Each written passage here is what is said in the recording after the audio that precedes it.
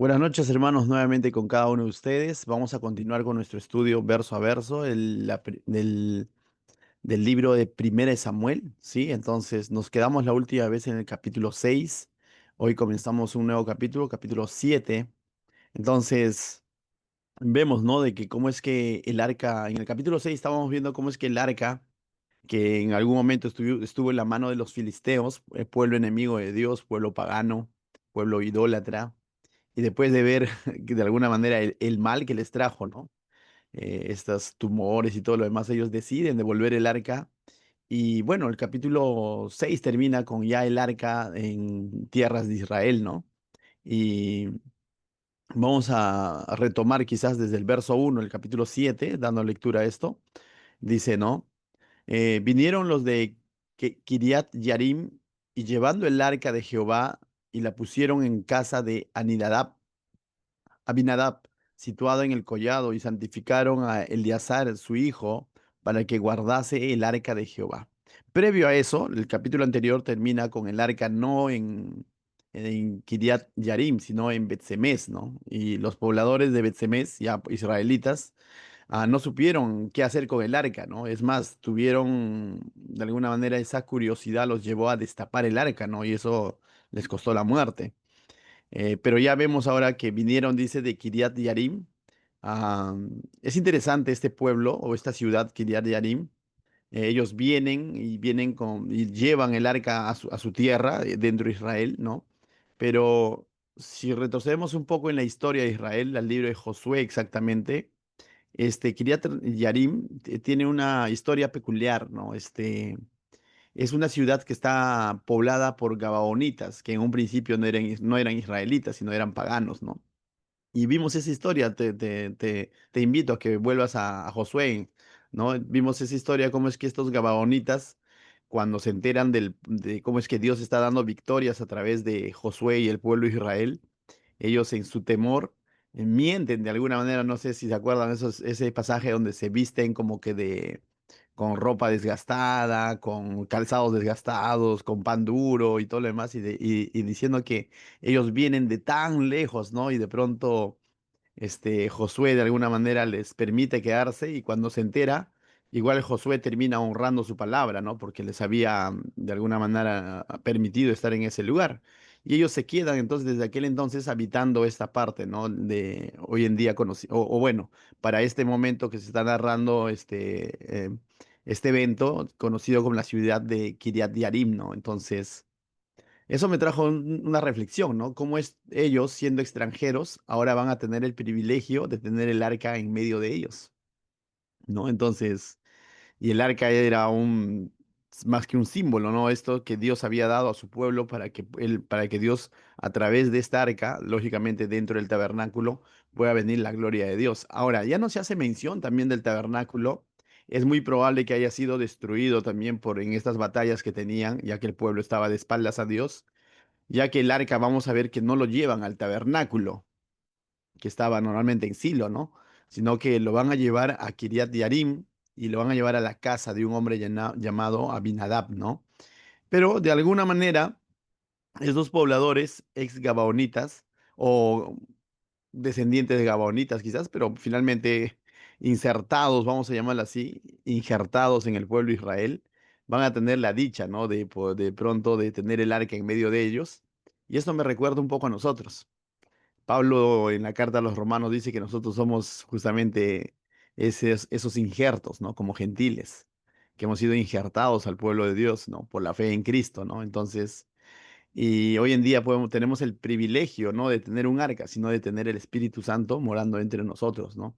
Entonces, esto me recuerda un poco cómo es que Dios en su misericordia también a nosotros nos ha injertado, ¿no? Y ahora podemos decir, soy hijo de Dios. Hoy podemos decir, soy el pueblo de Dios, ¿no? Entonces, y por otro lado, también otro detalle con esta ciudad llamada Kiriat Yarim, vuelvo a repetir, habitada por muchos gabonitas, estaba junto a la frontera de Dan, ¿ya? Entonces, y esto es interesante. Cuando Josué distribuyó las tierras, estas tierras de Kiriat Jearim en realidad se lo dio a Dan, ¿no? Pero a la tribu de Dan. pero los de la tribu de Dan desechan esta tierra de Kiriat Jearim, lo desechan y se van mucho más al norte, ¿no? Y curioso porque vamos a ver más adelante que cuando entra la idolatría al pueblo de Israel, más adelante en tiempo de los reyes, va a ingresar justamente por el norte, por Dan y Efraín, ahí se va a formar toda esta idolatría. Y de alguna manera, ¿no? ¿Cómo es que ellos menospreciaron este lugar por irse a un lugar más al norte? Y finalmente se van a exponer más a la idolatría de los pueblos vecinos, ¿no? Y se perdieron esa dicha de tener el arca en medio de ellos, ¿no? Como ahora Kiriat Yarim lo va a tener, ¿no? Entonces, no sabían realmente lo que estaban perdiendo, ¿no? Y al abandonar lo que de alguna manera les tocaba, se estaban acercando más a la idolatría, ¿no? Entonces, bueno, volvamos al texto, verso 2 dice, desde el día que llegó el arca a Kiriat Yarim, pasaron muchos días, 20 años, y toda la casa de Israel lamentaba en pos de Jehová. Es interesante porque nos usa la palabra lamentaba. Ellos van a tener el arca durante 20 años, pero dice que toda la casa de Israel, el pueblo como tal, lamentaba en pos de Jehová, mas no dice se arrepintieron. Me dejo entender. Había un lamento, ¿no? Mas no había un arrepentimiento.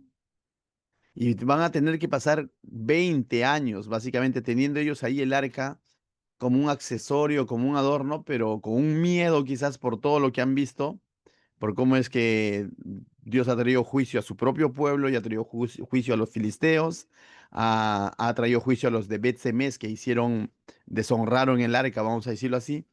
Y entonces ellos de alguna manera solamente se están lamentando por los hechos, por las muertes, por las tragedias que han sucedido, mas no se están arrepintiendo ante Dios, porque el pecado era mayor, el pecado era una rebeldía abiertamente contra Dios. El pecado era de que ellos estuvieron metidos en la idolatría. El pecado es de que ellos tomaron el arca como un amuleto o como una arma de batalla, vamos a decirlo así, y deshonraron la gloria de Dios. Mas no vemos hasta ahí un arrepentimiento, mas sí ya quizás un lamento, ¿no? Pero mis hermanos, lamentándonos nada más no sacamos nada. Si en algún momento consideramos que hemos ofendido a Dios, no basta con lamentarse. Lo que tenemos que hacer es arrepentirnos, que en el contexto es volver a Dios. No tanto es sentir dolor, no tanto es golpearse el corazón, sino el arrepentimiento es volver a Dios, ¿no? A la luz de la palabra, ese es, ¿no? Tanto en el hebreo como en el griego, es incluso cambiar nuestra manera de pensar, la famosa palabra metanoia, ¿no? Es un arrepentimiento que va a cambiar mi conducta, de que si yo estaba caminando a espaldas a Dios, ahora voy a volver a Dios. Entonces, eso implica una acción, no solamente un lamento. O entonces, a veces se usa también bastante una palabra, ¿no? ¿Estás arrepentido o estás, ¿cómo se dice? Rencoroso de lo que has hecho, ¿no? Entonces, no es lo mismo, ¿no? No basta con lamentarse. Entonces, mis hermanos, si en algún momento fallamos a Dios, si en algún momento nos alejamos de Dios, recuerda, no prolongues tanto las cosas, no alargues las cosas. Ellos alargaron por aproximadamente 20 años. Y ahora, lógicamente, a partir del verso 3 vamos a ver un cambio. Pero si tenemos que arrepentirnos de algo, el momento es hoy, dice, ¿no? Es ahora, ¿no? Más adelante tengo que arreglar algunas cosas, no, es ahora, ¿no? El tiempo para volver a Dios es hoy, ¿no? Es hoy, hoy. La primera oportunidad fue días atrás, pero la segunda oportunidad es hoy, ¿correcto? Entonces, no esperemos más si de pronto identificamos pecado en nuestra vida, ¿no? Entonces, ¿ahora qué va a suceder? Dice verso 3. Habló Samuel a toda la casa de Israel, diciendo, de todo vuestro corazón os volvéis a Jehová. Tras esa palabra es volver a Dios. Eso es arrepentimiento. Si de todo, Samuel está haciendo llegar palabra de Dios al pueblo, el lamento no ha sido suficiente. Los ha tenido 20 años quizás ahí con ese miedo, ese temor, pero con el arca ahí en medio de ellos y sin hacer nada. Y siguen todavía con sus temores, amenazados por los filisteos y todo lo demás. Pero ahora Samuel les dice, si de todo vuestro corazón os volvéis a Jehová, vuelven a Dios, y esto implica algo más, ¿qué dice? quitad los dioses ajenos y a Astarot de entre vosotros, y preparad vuestro corazón a Jehová, y solo a él servid, y os librará de la mano de los filisteos. Mis hermanos, Samuel estaba apelando a un arrepentimiento de corazón, a un volver a Dios de corazón, no solamente un lamento. Hemos visto el patrón repetitivo en el libro de los jueces cuando se lamentaban, ¿no? Y clamaban, y Dios acudía y les daba la victoria, los libraba de los opresores, y después, ¿qué dice? De nuevo se olvidaban de Dios, ¿no? Y por eso titulamos al libro de jueces cuando te olvidas de Dios, ¿no? Pero ahora Samuel está apelando a un arrepentimiento de corazón, pero de corazón, ¿no? La Biblia dice que sobre toda cosa guardada, guarda tu corazón, porque de él mana la vida. Nuestro corazón como tal tiene que volver a Dios, no solamente nuestro intelecto, no solamente nuestro temor de decir, oh, si hago esto mal, entonces mejor hago esto porque si no Dios me va a castigar. No, no, no se trata de, es más, muchas veces no se trata de entenderlo a Dios, se trata de creerle y obedecerle de corazón. ¿No? Y este arrepentimiento de corazón se va a evidenciar, porque es fácil decir, yo estoy arrepentido de lo que he hecho, ¿no? Estoy arrepentido de lo que he hecho, pero eso, ¿quién lo sabe? Solo lo sabe Dios, ¿no? La persona no puede ver así, pero sí debería de haber evidencia, ¿no? O sea, una acción visible, una manifestación de que realmente nos hemos arrepentido. Y aquí en el texto dice la palabra quitar, ¿no? Los dioses ajenos. Si el pueblo realmente vuelve a Dios, no puede seguir viviendo con Dios y con los dioses ajenos en medio de sus casas. Eso sería una doble vida. Un volver a Dios es abandonar, dejar esa idolatría, dejar el pecado completamente. Santiago dice, ¿no? Que el hombre de doble ánimo es inconstante en todos sus caminos. Entonces, mis hermanos, eso es, ¿no? Quitad. En el contexto de ellos, a sus dioses ajenos, a Astarot, todas esas cosas que ellos tenían en sus casas, a quienes ellos le rendían culto. Entonces, no está solamente en decir, Dios, estoy arrepentido, sino en mostrarlo. Esto tiene que ser visible. Mis hermanos, que esto nos sirva como para analizar nuestra vida y decir qué cosas tengo que quitar de mi corazón. Costumbres, hábitos, relaciones, quizás ciertas amistades, ciertas conductas o quizás vicios o quizás una relación de pareja.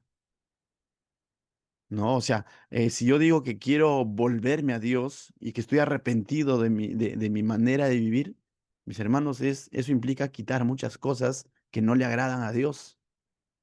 Pero no puedo vivir mm, una doble vida y eso no va a terminar bien, ¿no? Entonces, ese quítate implica mucho, ¿no? Vuelvo a repetir, hábitos, amistades, pareja, vicios, relaciones, cierto tipo de negocios que quizás considero que están mal, pero es que por necesidad lo hago. Es que si realmente estás volviéndote a Dios, confía en lo que Dios va a hacer. Y corta ese negocio si de pronto sabes que deshonra a Dios, por ejemplo, o ese trabajo que tú sabes que deshonra a Dios. ¿No? Y no lo digo porque yo sospeche que alguien tiene acá un trabajo así, no, lo digo en general porque entiendo que este video lo escuchará alguien más, ¿no? O si estoy viviendo una relación de pareja, de fornicación, tengo que dejarlo y tengo que volver a Dios. No puedo pretender de que Dios me va a bendecir cuando yo estoy llevando una doble vida. Entonces, mis hermanos, hay muchas cosas que quitar y eso es una muestra de un verdadero arrepentimiento. Recuerda, cualquier cosa que consume tu corazón más que Dios, eso es idolatría. Cualquier cosa que de pronto gobierna tu tiempo, tu corazón más que Dios, eso es idolatría. Cualquier cosa que es el centro, tu prioridad más que Dios, eso es idolatría. Y eso es lo que tenemos que quitar. Y luego le dice, preparad vuestros corazones, ¿no?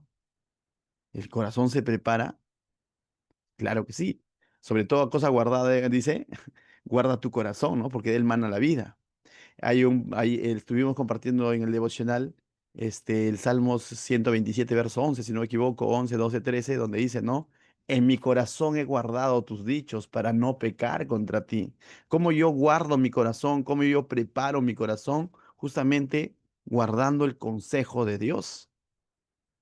Y mis hermanos, el consejo de Dios llega a nuestra vida de muchas maneras. Lecturas bíblicas, devocionales, enseñanzas, estudios bíblicos, la predicación. La pregunta es, ¿qué tanto estoy reteniendo en mi corazón? O como le decimos a nuestros alumnitos, ¿no? Entra por acá y sale por acá. ¿Qué tanto estoy viviendo, lo poco, lo mucho que estoy aprendiendo de parte? No está solamente en decir, ya terminamos un libro más de la Biblia, sino qué tanto de ese libro que hemos terminado de estudiar de la Biblia me ha quedado aquí en mi corazón y ya lo estoy viviendo.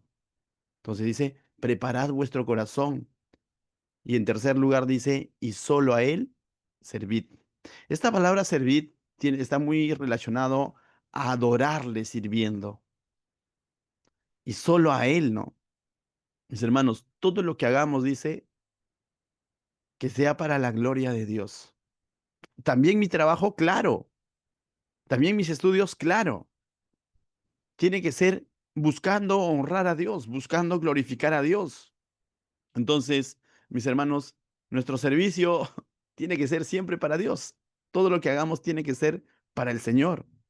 Y ahí viene la promesa, ¿no? Cuando ocurra esto, cuando ellos se arrepientan de corazón, vuelvan a Dios de corazón, quiten esos dioses de en medio de ellos y se preparen su corazón y dediquen su servicio a Dios, dice, y os librará de la mano de los filisteos. Y en el contexto les está prometiendo librarlo de la mano de los filisteos. Entonces, mis hermanos, a veces tenemos conflictos, problemas, dificultades, muchas cosas que de pronto son parte de esta vida, ¿no? Y a veces estamos orando por cada una de esas situaciones, necesidades que podemos tener, enfermedades, economía, trabajo, qué sé yo, ¿sabes? Pero muchas veces, si es que no hemos hecho lo anterior, es como decir, Señor, en esta área no te metas, pero sí vengo a ti para pedirte esto. Sé que hay algo que solucionar ahí con mi hermano, con mi hermana, o en mi relación de matrimonio, imaginemos, ¿no? Sé que hay algo que saldar ahí. Quizás he ofendido a alguien y tengo que pedir perdón a Dios y a ese alguien. Pero vengo a Dios, y le estoy pidiendo por el trabajo, por la economía, pero no me estoy arrepintiendo de lo otro. Eso no tiene sentido. Entonces estoy considerando a Dios solo como el genio de la lámpara mágica, al que me tiene que cumplir mis deseos. Entonces, mis hermanos, es mucho más importante ponernos a cuentas a Dios, con Dios, y lo demás es añadidura, dice la Biblia. Entonces, el verso 4, vamos al verso 4, dice. Entonces los hijos de Israel quitaron a los Baales y a Astarot, sirviendo solo a Jehová. ¿Te das cuenta? Llegaron a cumplir el consejo, ¿no? Quitaron de en medio de ellos sus ídolos, ¿no? Entonces, si Dios está usando a Samuel para decirles estos, es porque había idolatría en medio de su pueblo. Es porque Dios conocía cómo estaba en sus casas. Entonces, Dios no está de pronto pensando mal de ellos, sino Dios les está haciendo llegar lo que está ocurriendo. Y yo creo, mis hermanos, que cuando en este instante estamos escuchando este mensaje, no es que alguien está pensando mal de nosotros o Dios está pensando mal, es porque Dios conoce nuestros corazones y es muy probable que hay cosas que le están robando la gloria a Dios y el Señor nos está diciendo, quítalo, quítalo. Y si nosotros nos damos por ofendidos diciendo, pero ¿por qué tiene que decirme esto si en mí dice que aquel que dice que no tiene pecado es mentiroso y ha hecho a Dios mentiroso y Dios no miente? Entonces, mis hermanos, cuando escuchamos palabras como estas, así de directas y frontales, es porque es muy probable, aunque chiquito, pero hay algo que de pronto está cosiéndose en nuestro corazón y pretende robarle la gloria a Dios. Y el Señor nos está diciendo esta noche, quítalo. ¿Y qué es lo que hizo el pueblo? Obedeció. ¿Qué es lo que debemos de hacer nosotros? Obedecer. Entonces los hijos de Israel quitaron los Baales y a Astarot y sirvieron solo a Jehová. Y Samuel dijo, reunid todo Israel en Mizpa, y yo oraré por vosotros a Jehová. Y se reunieron en Mizpa y sacaron agua y derramaron delante de Jehová. Y ayunaron aquel día y dijeron allí, contra Jehová hemos pecado. Y juzgó Samuel a los hijos de Israel en Mizpa. Es interesante porque aquí van a hacer algo interesante. Dice, derramaron agua, ¿no? Dice, sacaron agua y la derramaron delante de Jehová. Este para aquel entonces era una especie de simbolismo, era una especie de exteriorizar algo que estaba ocurriendo en su interior. El derramar este líquido que vital, hoy en día dejas el caño abierto porque claro, pues hay agua potable, ¿no? Aquel entonces en esos lugares el agua era muy valorada, era algo de mucho valor y derramar agua, sacar agua y derramar agua era derramar algo muy valioso, como diciendo, Dios, derramo esto porque tú eres más valioso que esto. Pero este derramar el agua también simbolizaba de ellos, estaban derramando su corazón, se estaban entregando y depositando toda su confianza en Dios, diciendo, Señor, tú eres mucho más valioso incluso que esta agua. Mis hermanos, ¿cuándo fue la última vez que derramaste tu corazón ante Dios? O de pronto, de un tiempo acá, nuestras oraciones se han vuelto frías. O de pronto, de un tiempo acá, nuestras oraciones se han vuelto un recital. Si no es así, igual, toma esto. Considera este consejo. No permitas que tu oración se vuelva algo, un rezo. Cada vez que acudes a Dios en oración, que sea con reverencia, derrama tu corazón.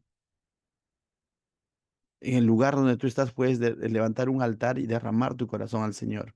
Dice que Él busca al de corazón contrito y humillado, no al que le trae pomposidades.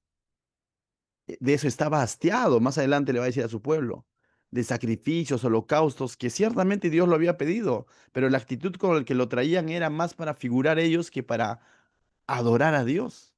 Y en ese contexto Dios le va a decir, estoy asqueado, yo lo que quiero es corazones contritos y humillados, sus sacrificios no quiero. Entonces, mis hermanos, ¿hace cuánto que no derramamos nuestro corazón ante Dios? Y aquí el pueblo está haciendo eso, ¿no? Está derramando el agua, esa muestra está derramando su corazón. Dice, y mira cómo dice, ¿no? Y hacen una confesión de pecado, porque dicen, contra Jehová hemos pecado. Y a las cosas hay que llamarlas como son. Pecado es pecado. No están diciendo, y contra Jehová le hemos fallado. Se nos fue, no sé, ¿no? Se nos escapó la mano. No, hay una confesión sin excusa. No dice contra Jehová pecamos porque, bueno, no acudió a tiempo. No, simplemente dice contra Jehová hemos pecado. Y eso también, mis hermanos. Recordemos en nuestras oraciones, si en algún momento cometemos pecado ante Dios, seamos específicos. Señor, perdóname por esta mentira. Señor, perdóname por esta soberbia. Señor, perdóname por esta fornicación. Señor, perdóname por, no qué sé, por haber robado. O sea, pero cuando decimos, Señor, tú conoces mi corazón y tú sabes mi debilidad, pues discúlpame. Es porque todavía hay un orgullo ahí que no nos permite confesarle, decir, Señor, te he fallado, perdóname por mi pecado. No es, es que ha sido un pecadito nomás, pastor, chiquito, nada más. O sea, mi hermano, no hay pecado grande ni pequeño ante Dios. Todo tipo de pecado es ofensa abierta contra Dios.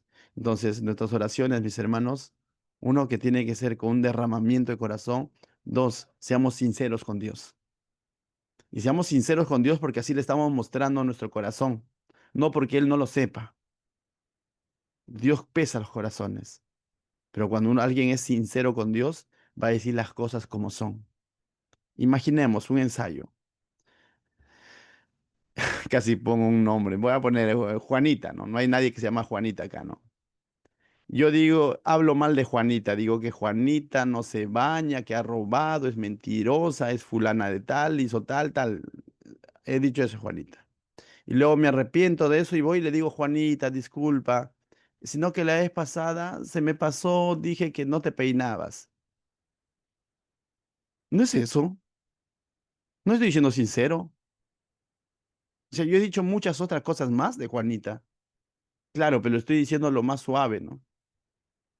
Y después digo, uy, ya le pedí perdón. No, mi hermano, seamos sinceros. El pecado es pecado. Cuando David escribe Salmo 51, un salmo de arrepentimiento, le dice, contra ti he pecado. Entonces ahí vemos un corazón arrepentido de David.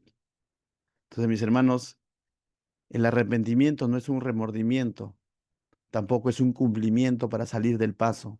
El arrepentimiento tiene que ser sincero con el Señor. Y aquí el pueblo le está diciendo, contra Jehová hemos pecado. Y juzgó, dice Samuel, a los hijos de Israel en Mizpa. Ahora Samuel va a cumplir ese rol de juez, ¿no?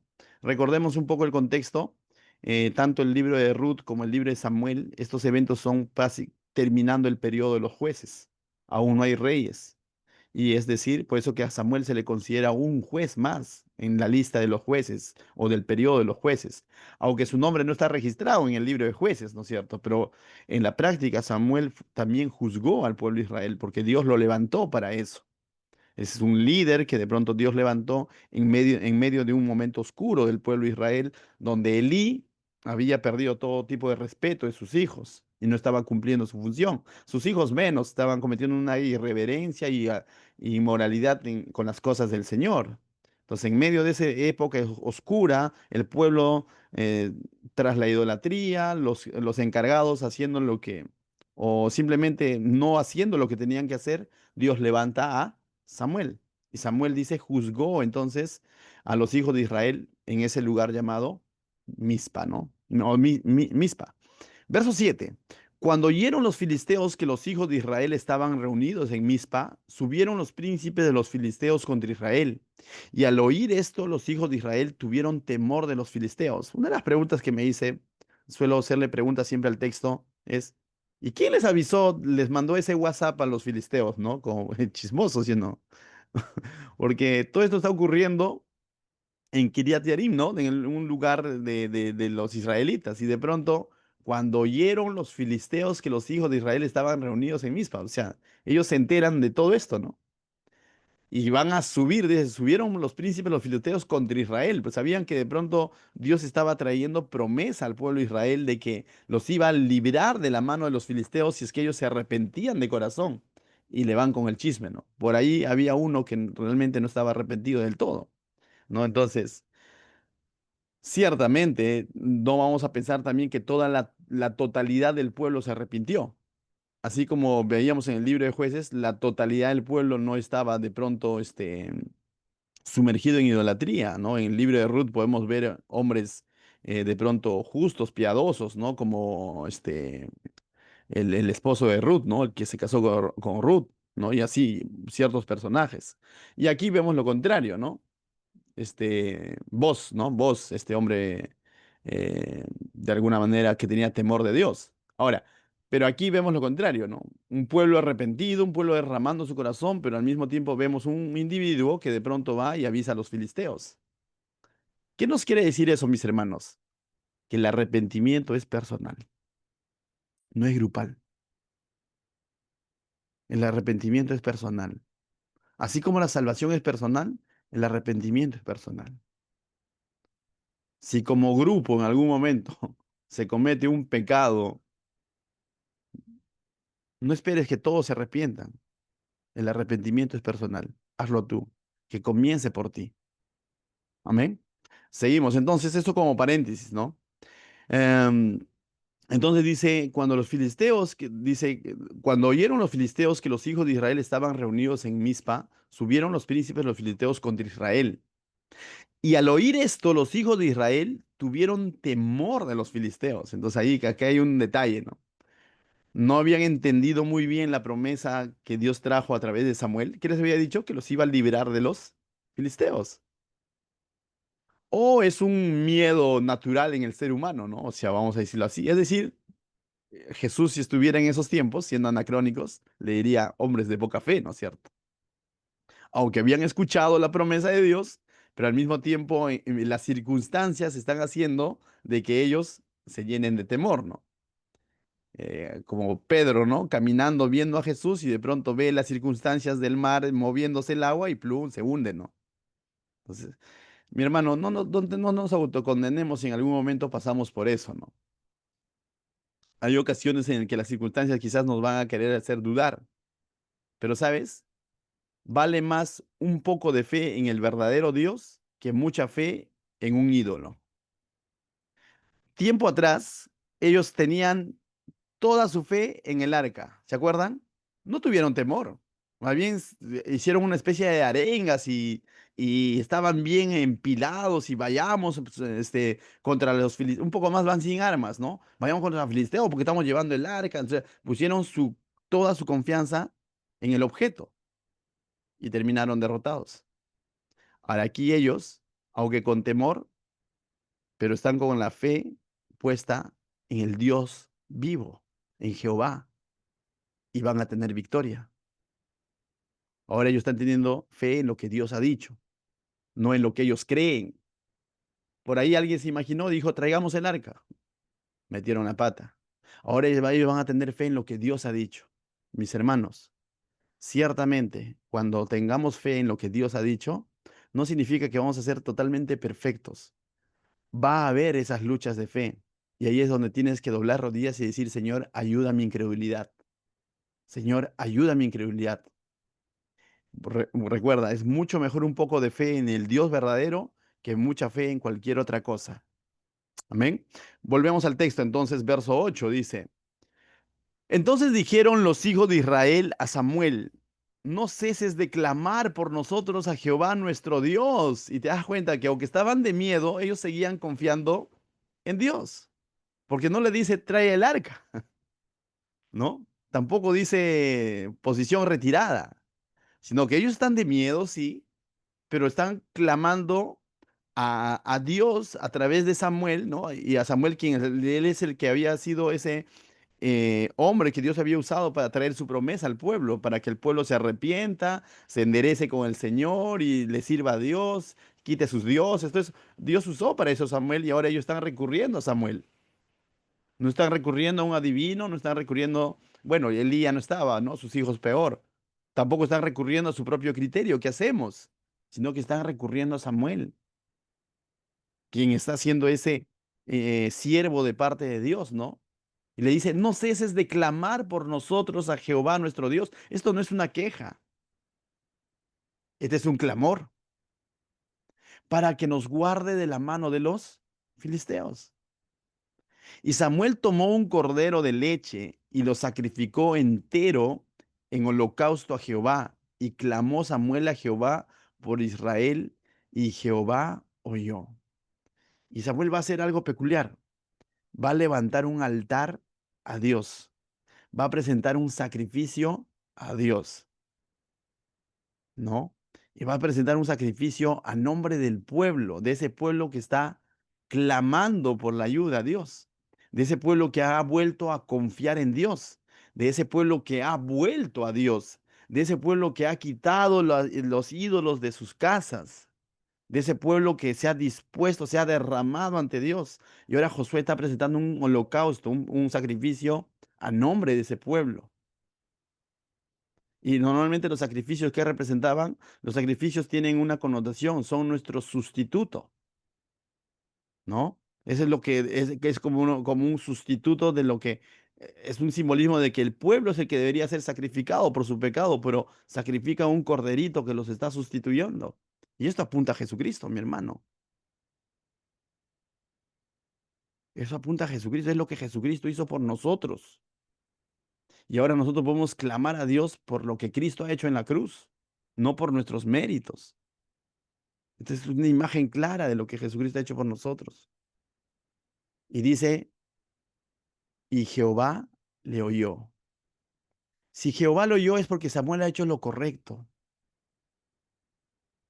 Cuando la mayoría hizo un mal uso del arca, Dios no oyó. Dios no les dio victoria. Pero ahora aquí hay un individuo temeroso de Dios y está levantando un altar a Dios en representación de ese pueblo que se está volviendo a Dios y Dios oyó. ¿Te das cuenta, mis hermanos? No se trata de cantidad, se trata de corazones arrepentidos con Dios, dispuestos para Dios. Verso 10.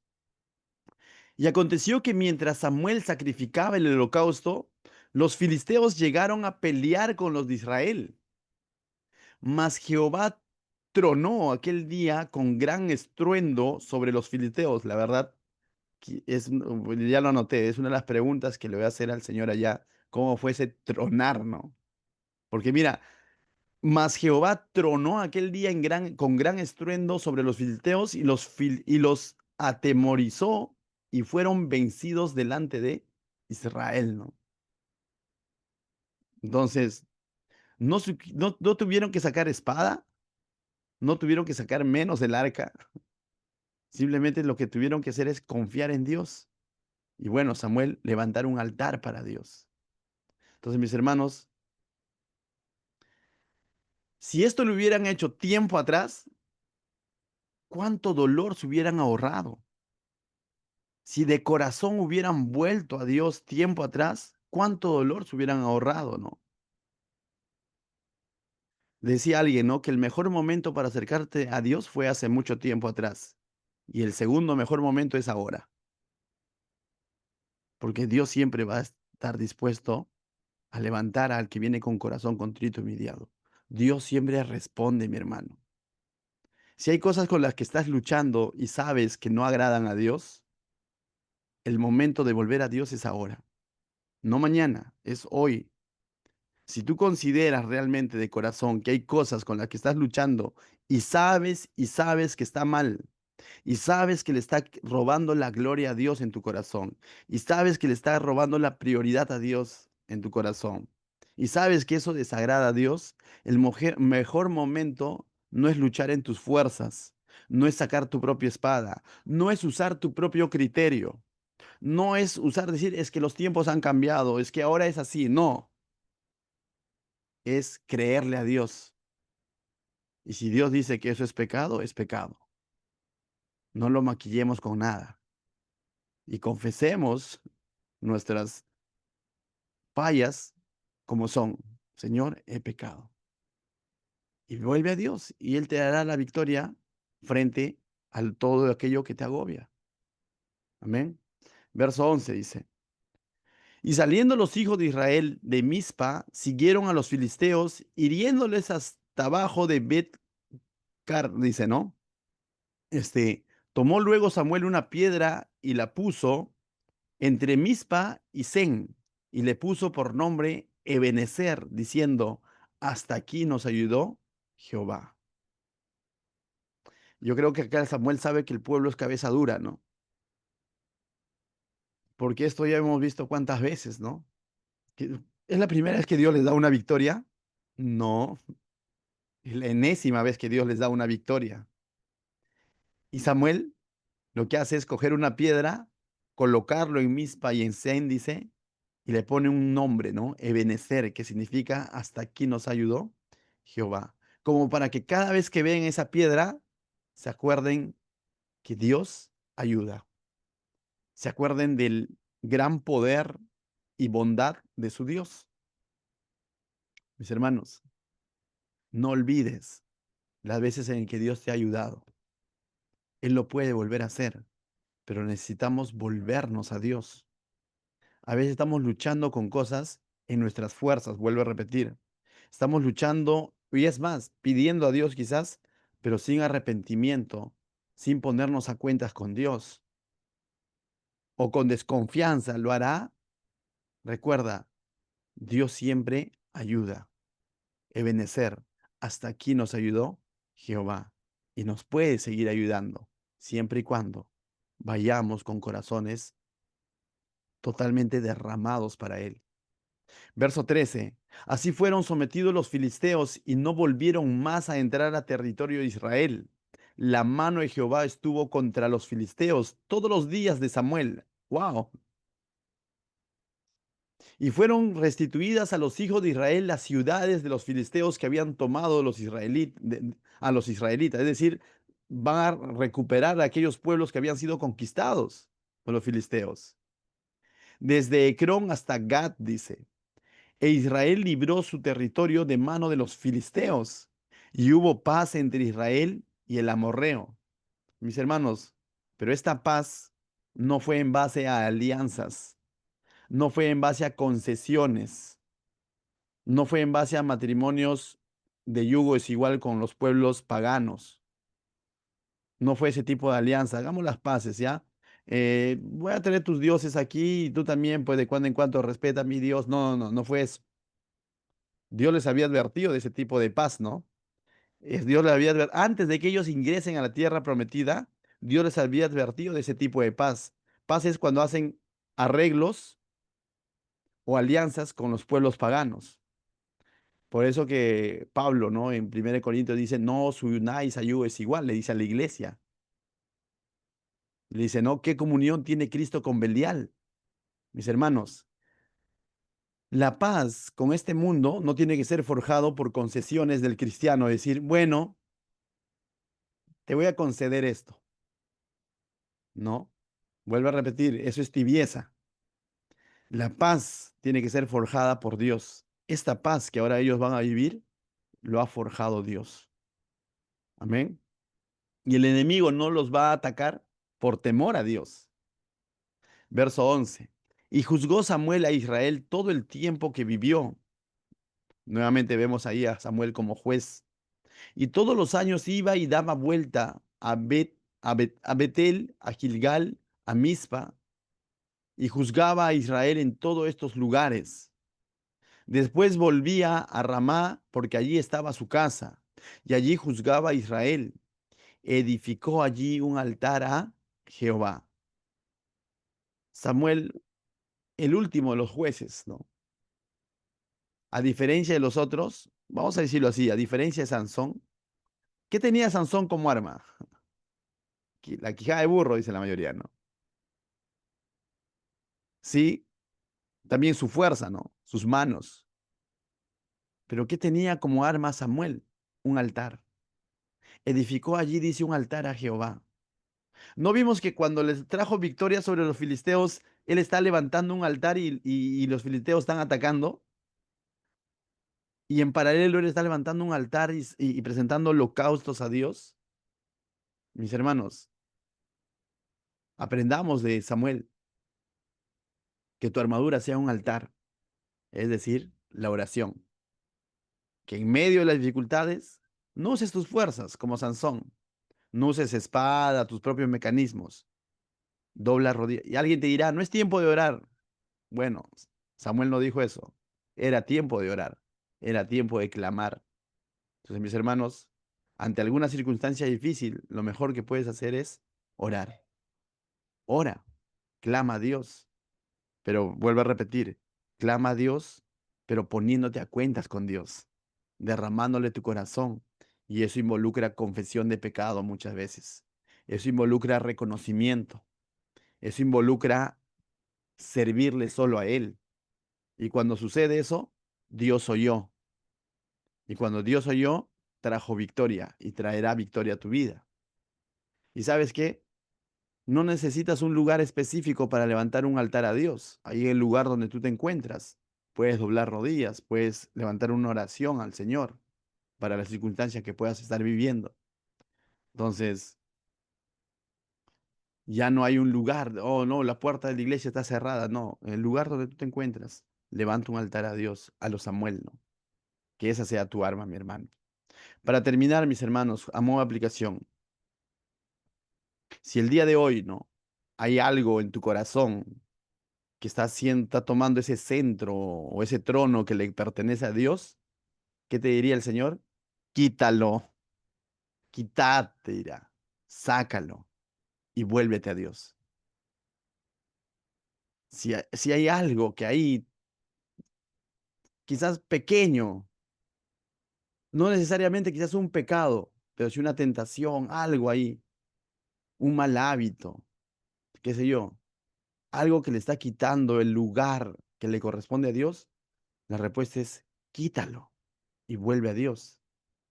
Desecha cualquier tipo de idolatría, cualquier tipo de ídolo de tu vida y Dios va a guardarte. Y probablemente cuando hagas eso, mañana comienzan los conflictos, pero no tengas temor. Sigue poniendo tu mirada en el Señor. Él te va a dar la victoria. Y cuando Él te dé la victoria, recuerda, esa victoria es tu ebenecer. Y tú podrás decir, hasta aquí me ha ayudado Jehová. Amén. ¿Qué tal si oramos para despedirnos? Dios, te doy gracias, Señor, esta noche por tu preciosa palabra, Señor. Gracias porque nos ministras, Señor, esta noche